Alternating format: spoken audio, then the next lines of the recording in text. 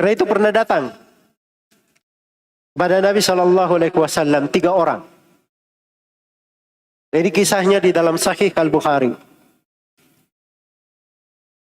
Dari sahabat yang mulia Abu Waqid Al-Laythi radhiyallahu taala anhu. Datang 3 orang. Orang yang pertama dia lihat ada tempat kosong, dia maju ke depan, duduk di tempat kosong. Orang yang pertama.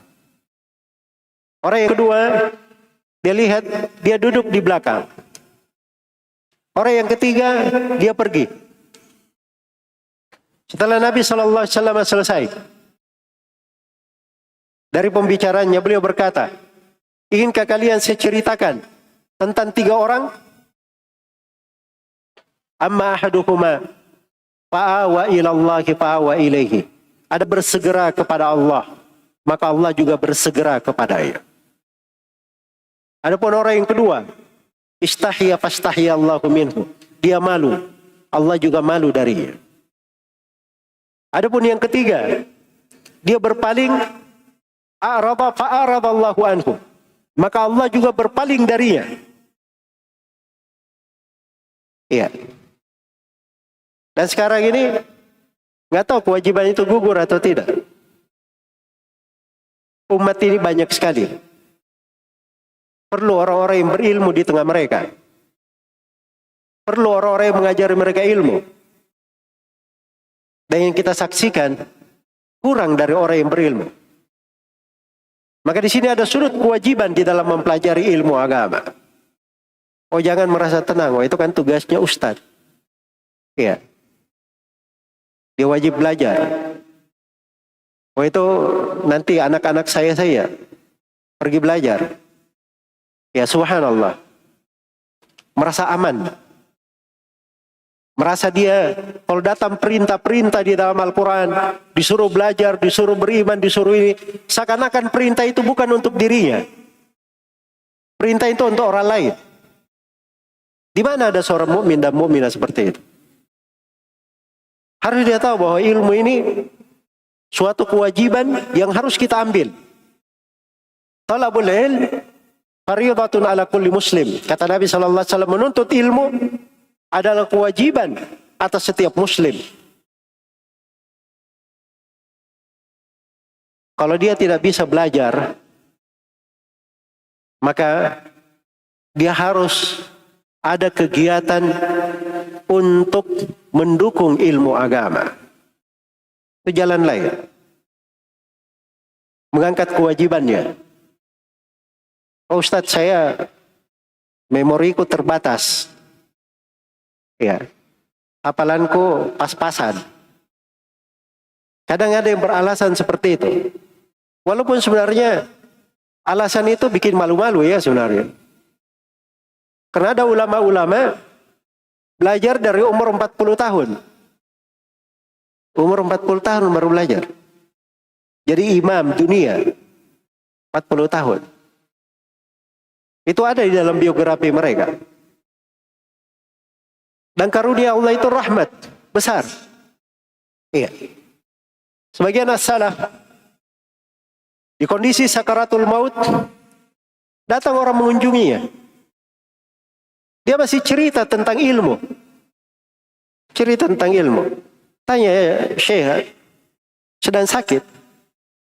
Kata beliau, kalau saya menghadap kepada Allah dalam keadaan saya paham masalah ini, itu lebih saya cintai daripada saya wafat dalam keadaan saya jahil tentang masalah ini. Abu Yusuf, murid Abu Hanifah, di sakaratul maut, datang seorang mengunjunginya. Beliau masih sempat bertanya, kalau orang melempar jamarah di musim haji, ada 3 jamarat, dilempar. Bagusnya melempar berkendaraan atau jalan kaki? Apa pertanyaannya? Bagusnya dilempar apa? Berkendaraan atau jalan kaki? Si murid berkata, berkendaraan. Kata Abu Yusuf, salah. Akhirnya semua bilang, kalau begitu jalan kaki. Kata Abu Yusuf, salah juga. Terus bagaimana benarnya? Benarnya, kalau di jamrah yang pertama, dia jalan kaki. Karena setelah jamrah pertama dia perlu berjalan kemudian berdoa. Jamrah yang kedua dia jalan kaki juga. Setelah itu dia perlu berdoa.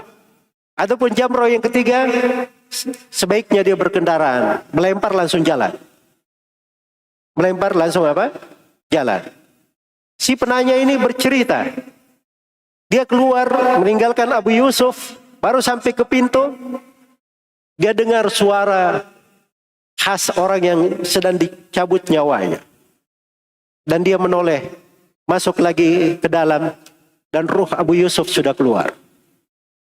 Ini orang-orang yang tahu kadar ilmu. Husnul khatimah dengan ilmu agama. Jadi kalau antum semuanya tidak bisa sampai ke predikat para ulama, maka jadilah para penuntut ilmu. Orang-orang yang belajar ilmu. Kalau juga tidak bisa sampai ke derajat para penuntut ilmu, jadilah orang-orang yang cinta kepada ilmu dan mendukung ilmu agama dengan segala kemampuan yang dimiliki.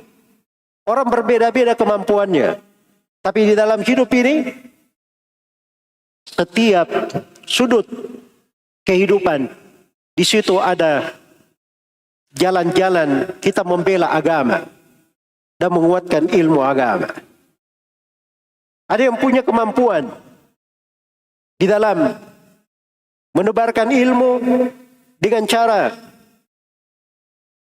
dia membantu orang yang berilmu menyampaikan ilmu tersebut. Ya, seperti teman-teman ini ya, jazakallahu khair. Di acara seperti ini direkam, disebarkan.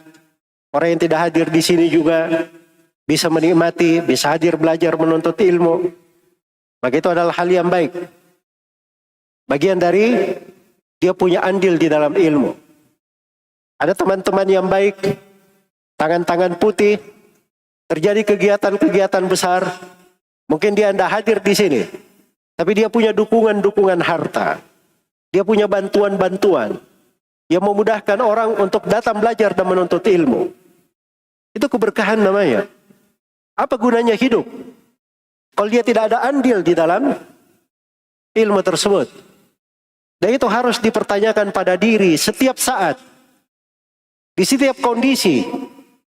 Kalau saya ditanya oleh Allah Subhanahu wa taala pada hari kiamat, "Wahai hambaku, kamu dengar firman-Ku, ya ayyuhalladzina amanu, kunu ansarallah." Wahai orang-orang yang beriman, jadilah kalian penolong-penolong agama Allah. Apa yang kalian lakukan? Di mana kalian sebagai penolong agama Allah Subhanahu wa taala? Maka ini semuanya adalah mana-mana yang harus dipahami bahwa ilmu itu sumber keberkahan, sumber kebaikan. Bahkan satu dari ilmu kadang itu bisa menyebabkan persatuan, bisa menjadi sebab umat ini terhindar dari musibah dan malapetaka. Mau contoh dalam sejarah, saya kasih contoh dalam sejarah. Dimaklumi tentang kejadian-kejadian fitnah-fitnah yang terjadi di akhir-akhir masa para sahabat Rasulullah sallallahu alaihi wasallam. Ketika Ali bin Abi Thalib radhiyallahu taala wafat, maka perkara diserahkan kepada putranya Al Hasan bin Ali bin Abi Thalib. Waktu itu ada pemerintahan Al Hasan, ada yang mendukung Al Hasan dan ada yang mendukung Muawiyah radhiyallahu taala anhu di Syam. Maka datanglah sahabat yang mulia Abu Bakrah Nufai ibn al-Harith. Dia datang kepada Al Hasan. Dia berkata, "Wal Hasan, saya mendengar dari Rasulullah sallallahu alaihi wasallam sebuah hadits tentang kamu. Nabi berucap tentang kamu waktu itu kamu masih kecil, di atas pangkuan Nabi sallallahu alaihi wasallam. Nabi berkata, inna ibni hada sayyid, lallahu yuslih baina ta'ifataini azimataini minal mu'minin. Sungguhnya putraku ini, maksudnya Al Hasan, dia adalah seorang pemimpin. Dia nanti akan mendamaikan dua golongan besar dari umat Islam yang bertikai." Coba bayangkan, hadits didengar oleh Abu Bakrah mungkin sudah puluhan tahun. Beliau simpan ilmu ini. Sebab ini ilmu khusus terkait untuk siapa? Al-Hasan. Saya perhatikan bagaimana ilmu ini bermanfaat setelah puluhan tahun. Begitu Al-Hasan mendengar hadits ini, beliau langsung paham apa maksud Rasulullah SAW. Maka beliau pun menyerahkan urusan kepemimpinan kepada Muawiyah radhiyallahu taala anhu. 30 tahun setelahnya itu dikenal di dalam sejarah umat Islam sebagai tahun kebersamaan, tahun persatuan. 30 tahun setelahnya. Satu hadits, satu ilmu. Jadi sebab kebersamaan umat Islam, sebab mereka terhindar dari pertumpahan darah, sebab yang menyebabkan mereka kembali bersama, tidak bertikai. Itu dari keberkahan ilmu. Karena itu ilmu agama jangan pernah ada yang meremehkannya. Walaupun dia sekadar datang duduk di masjid, hadir di majelis taklim, saya lagi capek kerja ini satu harian. Dia duduk, hadir pula dari awal taklim sampai akhir taklim, masya Allah, khusyuk sekali. Khusyuk. Saking khusyuknya, dia tidak dengar satu kalimat pun yang diucapkan oleh ustadznya. Karena dia sedang tidur. Dia sedang tidur. Ya. Walaupun begitu kondisinya, Nabi SAW pernah berkata kepada orang yang kondisinya lebih parah daripada itu. Ada orang datang ke majelis ilmu. Dia datang bukan karena mau dengar ilmu. Ada temannya sedang hadir di situ. Ada temannya sedang hadir. Maka dia juga ikut hadir. Maka kata Nabi SAW, ulaika qaumun la yashqa bihim jalisuhum. Mereka ini satu kaum yang teman duduknya tidak pernah merugi. Teman duduknya saja tidak pernah merugi. Apalagi mereka sendiri. Apalagi mereka sendiri. Karena itulah diperbaiki dari mana-mana ini. Ada di masa Nabi SAW dua orang bersaudara. Dua orang bersaudara. Salah satunya dia hadir di masjid Nabi SAW belajar. Dan satunya lagi dia bekerja untuk menghidupi saudaranya, menghidupi keluarganya. Maka suatu hari yang bekerja ini datang kepada Nabi SAW. Berkata, ya Rasulullah, saudaraku ini cuma belajar saja. Saya yang bekerja. Kata Nabi SAW, la'allaka turzaku bih. Barangkali kamu ini dapat rezeki disebabkan karena saudaramu. Berkah itu orang yang belajar. Kadang sebagai orang tua, baru anaknya masuk pondok. Sebentar saja, ini terlalu banyak pengeluarannya. Terlalu banyak apa? Pengeluarannya. Ya Masya Allah ya. Ya. Padahal hidup ini kalau dia tidak bekerja untuk kebaikan dirinya, kebaikan anak-anaknya, mencetak generasi untuk Islam. Untuk apa dia hidup? Apa yang akan dia bawa sebagai bekal amalan solehin? Maka jadikan jangan menganggap itu beban. Jangan menganggap itu beban. Jadikan itu adalah lahan kebaikan. Lahan kebaikan. Ganti cara berpikirnya. Ganti cara berpikirnya. Ini juga terjadi ya. Saya bercerita lembaga saya sendiri. Kita punya lembaga namanya Yayasan As-Sunnah di Makassar. Lembaga wakaf. Wakaf. Semua yang dihasilkan di dalam lembaga itu bukan milik ketua yayasan, bukan pula sekretarisnya, bukan siapapun yang memiliki di dalamnya. Itu milik Allah Subhanahu wa taala. Amanahnya adalah dialirkan untuk umat Islam. Iya. Kita merubah sebagian metode. Dulu digratiskan. Anak-anak belajar. anak-anak belajar. Tapi waktu itu lahan kebaikan, cuman saya sendiri pandangan saya bekerja kesibukan hal yang lain itu lebih mudah bagi saya daripada saya mengurus bagaimana saya mengumpulkan orang-orang yang membantu menggratiskan anak-anak ini. Itu pintu kebaikan, tidak ada masalah. Tapi saya perlu kegiatan yang lain. Saya perlu mengajar, saya perlu bikin daurah, saya perlu sibuk menulis, saya perlu sibuk untuk menutup hal-hal yang lain di tengah umat ini. Kalau saya sibuk memikir itu, maka banyak hal yang mungkin saya telantarkan. Maka kita terapkan metode berbayar untuk masuk.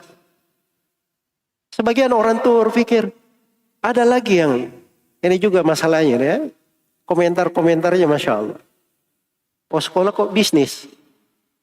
Sekolah kok apa? Bisnis. Ini tidak berpikir dengan pemikiran yang sehat. Ini lembaga wakaf.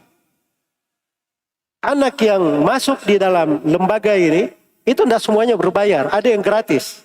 Dari mana digratiskan? Itu dari orang yang mampu membiayai mereka. Subsidi silang. Terus guru-gurunya yang mengajar. Mereka bisa memberi waktu. Terus disuruh berkorban begitu. Iya, guru-guru dia suruh berkorban. Oh berkorban ustaz. Ini jihad fisabilillah. Ini menolong agama Allah. Masya Allah jago ustadznya, dia kasih motivasi. Iya. Terus kamu sendiri apa? Ya kami biarkan anak-anak kami gratis. Itu tidak cocok cara berpikirnya. Itu tolong dirubah mindset itu. Makanya saya bilang kepada orang tua yang menyekolahkan anaknya di As-Sunnah. Sebenarnya orang yang membayar SPP di sini, itu hakikatnya dia sedang berwakaf. Dia sedang berwakaf. Jangan pikir bayaran. Sebab pembayaran tersebut, itu semuanya untuk maslahat agama Allah. Tidak ada kepentingan pribadi di situ. Tidak ada kepentingan pribadi.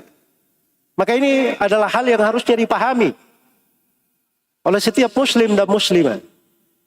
Nabi SAW itu tidak pernah meminta apapun dari para sahabatnya. Tidak pernah meminta apapun dari manusia. Tapi beliau lain. Seorang Rasul. Allah jamin untuk beliau jaminan. Dari zakat itu ada bagian khusus untuk beliau. Kalau perang ada ghanimah, 1/5 ada bagian untuk beliau. Kepala negara ada bagiannya untuk kepala negara. Supaya beliau sibuk dengan hal yang lebih mencocoki umat. Nah, itu semuanya harus dibagi. Dan itu keberkahan di dalam kehidupan. Sebab setiap orang dia bisa mengambil andilnya masing-masing. Kalau si ustadznya dia pula yang jago bisnis. Dia pula yang membiayai. Si ustadznya dia pula yang mengajar. Dia pula ini. Kasihan yang lainnya mau beramal apa? Itulah dibuat manusia itu terbatas kemampuannya. Supaya sebagiannya saling melengkapi sebagian yang lain. Dan di situ titik-titik keberkahan. Titik-titik keberkahan. Iya. Dan ini saya perlu memberi sebuah metode. Metode syariat. Agar supaya paham. Sebab sudah berapa kali saya kasih isyarat-isyarat. Saya kasih sindiran-sindiran. Tapi tidak tersinggung. Saya kasih isyarat tidak tergambar. Iya. Tidak tergambar. Yang namanya lembaga ambil zakat peduli dakwah. Itu lembaga resmi. Ditunjuk oleh pemerintah Republik Indonesia. Punya wewenang untuk mengumpulkan zakat. Infak, zakat, dan sedekah. Itu kalau di masa dahulu, di masa Nabi SAW, di buku-buku fikih, itulah yang disebut sumber syariat dalam menyalurkan harta. Karena itu disebutkan dalam buku-buku akidah, tidak boleh menyerahkan zakat kecuali kepada pemerintah. Tidak boleh. Ya misalnya ada zakatnya, dia punya kambing 40, dia keluarkan 1, terus dia pagi sendiri, dia pergi bagi sendiri. Datang pemerintah menagih, mana zakat kamu 1? Orang ini bilang, oh saya sudah bagi. Nggak boleh. Harus dia serahkan lagi 1 ke pemerintah. Kewajiban zakat. Jelas ya? Nah sekarang pemerintah Indonesia memang tidak mewajibkan secara detail untuk saat ini. Tapi sudah ada peraturan-peraturan yang mengarah ke sana. Dan itu mereka tempatkan satu badan khusus namanya Badan Amil Zakat Nasional. Dan di bawah badan inilah dibentuk. Ya, karena itu setiap orang yang masuk di jalur kebaikan, memang kita buat badan ini untuk kegiatan ahli sunnah wal jamaah. Ada kegiatan yang seperti ini masuk disalurkan sebagaimana mestinya. Resmi sesuai dengan apa? Jalur pemerintah. Ada saudara-saudara kita tertimpa musibah, malapetaka, ingin membantu, masukkan. Mereka punya tim untuk menyalurkan bekerja sama dengan pemerintah. Bekerja sama dengan pemerintah. Iya. Dan di sini ada satu hal penting. Bahwa di Las Peduli Dakwah ini, kita punya perhatian khusus untuk penebaran ilmu syariah. Penebaran ilmu agama. Dan ini hal pokok yang merupakan skala prioritas kami yang paling utama. Bagaimana mendukung penyebaran ilmu tersebut. Orang-orang yang menebarkan ilmu bisa dikuatkan. Orang-orang yang belajar bisa dibantu di dalam hal tersebut. Jadi kalau pintu kewajiban semuanya harus sadar. Ada kewajibannya di dalam ilmu. Di dalam belajar. Paling tidak dia di dalam mendukung ilmu. Kemudian sudah ada jalur. Bagaimana dia menyalurkan kewajibannya. Bagaimana dia menyalurkan kewajibannya. Dia memberi dukungan, bantuan. Tidak mesti dengan suatu hal yang besar. Dia berikan sesuatu, walaupun itu sedikit, tapi manfaatnya bisa berharga. Kata Nabi SAW, "Fattakun nara wal bisyikki tamra." Takutlah kalian, hati-hati kalian dari api neraka. Walaupun dengan cara bersedekah dengan sepotong kurma. Bersedekah dengan sepotong kurma. Dan ini adalah butir-butir keberkahan di dalam kehidupan. Apalagi kalau hidup itu disertai dengan banyak dia beramal salih, banyak dia beristighfar kepada Allah Subhanahu wa taala, banyak dia memaafkan. Kemudian dia gemar berbagi, gemar memberi makan, perhatian terhadap urusan kaum muslimin, banyak dia doakan orang-orang dengan kebaikan. Kemudian hatinya itu adalah hati yang selamat.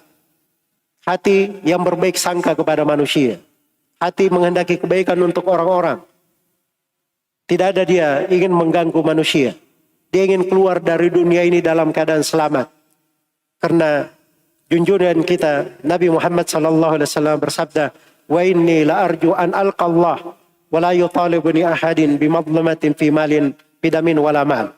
Dan saya berharap akan menghadap kepada Allah Subhanahu wa taala dalam keadaan tidak ada seorang pun yang menuntut saya. Tidak menuntut saya dalam darah, tidak pula menuntut saya di dalam harta. Semoga Allah Subhanahu wa taala jadikan kehidupan kita ini sebagai kehidupan yang berberkah. Ada hal-hal yang baik yang berjalan di dalam kehidupan, ada jejak-jejak keberkahan yang bisa kita tinggalkan. Ada amalan-amalan salih, amalan-amalan jariah. Walaupun kita sudah keluar dari dunia ini, tapi kita berharap masih ada amalan-amalan yang terus mengalir untuk kita. Karena kita punya andil di dalam menolong agama Allah Subhanahu wa taala, di dalam membela agamanya, di dalam membela dakwanya para nabi dan para rasul, di dalam menyebarkan ilmu agama. Semoga apa yang disampaikan bermanfaat untuk semuanya dan semua maaf atas segala macam kekurangan. Wallahu taala alam. Subhanakallahumma wa bihamdik asyhadu an la ilaha illa anta astaghfiruka wa atubu ilaik. Walhamdulillahi rabbil alamin. Wassalamualaikum warahmatullahi wabarakatuh.